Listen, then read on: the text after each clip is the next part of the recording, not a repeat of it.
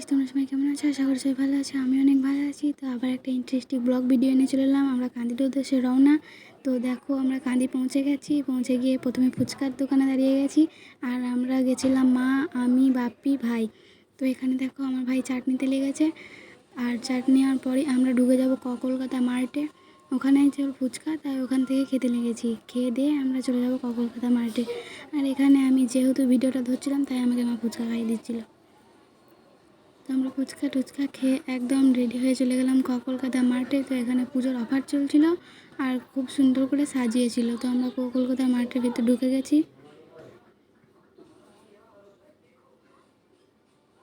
ঢোকার সময়তে দেখো সিকিউরিটি গার্ড একটা ব্যাগ ধরিয়ে দিল আমাদেরকে। তারপরে গিয়ে আমরা শপিং করতে লাগবো এবং অনেক ঘোরার পর আমাদের কিছু কিছু জিনিস পছন্দ হলো।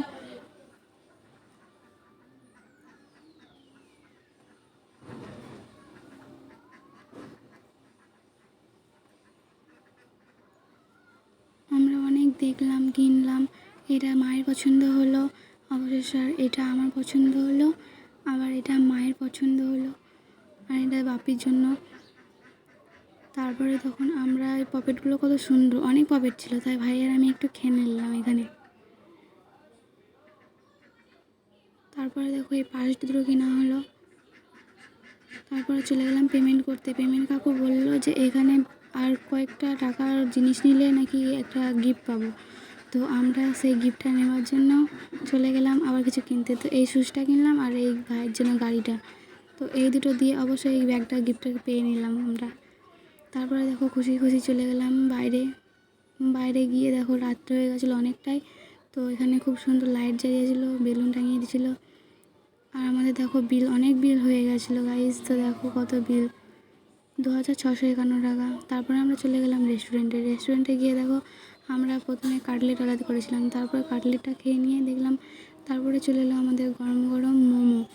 তো মোমো খেয়ে নিলাম, মা খাচ্ছিলো ওখানে, আমি এখানে খাচ্ছিলাম। তো গাইস, কার কার মোমো খেতে ভালো লাগে একটু বলবে। এখানে বাপিও খেয়ে নিচ্ছিল। তারপরে আমরা বেরিয়ে গেলাম রেস্টুরেন্ট থেকে বেরিয়ে গিয়ে আমরা চলে গেলাম টোটোতে চেপে তখন আমরা চলে গেলাম একদম।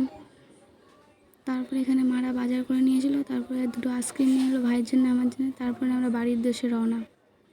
এখানে অনেকটাই রাত হয়ে গেছিলো, তোমাদেরকে ভাবলাম বান দেখাবো, তা সেটা হলো না। অনেকটাই সন্ধ্যা লেগে গেছিলো, তার জন্য বললাম পরের ভিডিওতে তোমাদেরকে বান দেখিয়ে দেবো। তো আর যারা আমার ইউটিউবে নতুন তারা please subscribe, like, comment, share করে দেবে। তো এখনকার মতো টাটা, বাই বাই।